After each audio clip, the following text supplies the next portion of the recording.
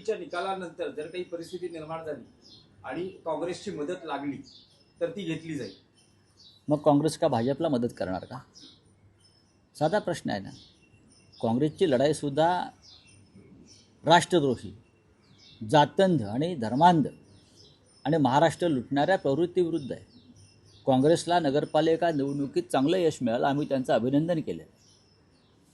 आणि जर काँग्रेसला काही चांगल्या जागा मिळाल्या आणि त्यांची आम्हाला गरज लागली तर नक्कीच त्यांची मदत घेतली जाईल. पण शिवसेना आणि मनसे युती व राज ठाकरे व उद्धव ठाकरे जेव्हा एकत्र आलेले आहेत तेव्हा आम्ही 100चा आकडा 100% पार करतो. त्याचबरोबर दोन्ही राष्ट्रवादी ह्या पुण्यामध्ये एकत्र येताना पाहायला मिळत आहेत.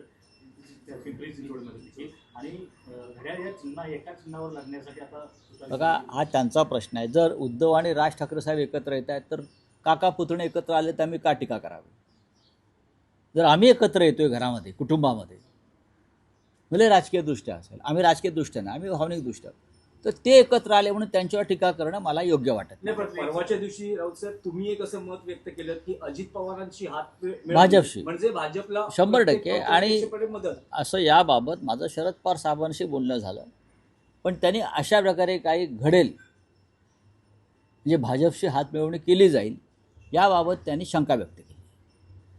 काँग्रेसच्या हायकमांडशी संवाद साधला जातोय, परंतु स्थानिक पातळीवरती तुमचं काही बोलणं सुरू आहे का? मैत्रीपूर्ण लढती आणि बघा, स्थानिक पातळीवरती आमची सातत्यानं चर्चा सुरू आहे. हे आमचे सहकारी आहेत महाविकास आघाडीतले. जर कोणाला वाटत असेल की महाविकास आघाडी तुटली, अजिबात तुटलेली नाही. महाविकास आघाडी कायम.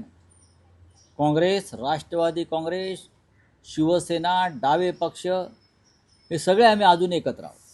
महानगरपालिका, स्थानिक स्वराज्य संस्थांच्या निवडणुकीमध्ये अनेकदा वेगळे निर्णय घ्यावे लागतात.